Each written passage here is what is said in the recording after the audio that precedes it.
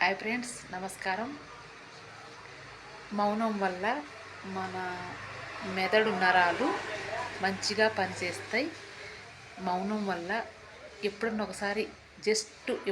ఒకసారి 10 నిమిషాలు మౌనంగా ఉంటే మనకి మెదడులో నరాలు మంచిగా పనిచేస్తాయి.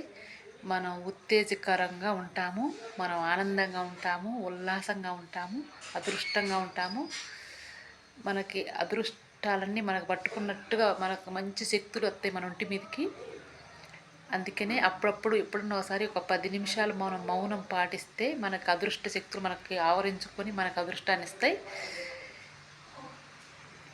అందుకనే అప్పుడప్పుడు మనం మౌనంగా ఉండాలి, గట్టిగా అరవకూడదు, నెమ్మదిగా మాట్లాడాలి. మంచిగా మౌనంగా ఉంటే మనకు అదృష్టం ఖచ్చితంగా పట్టుతుంది.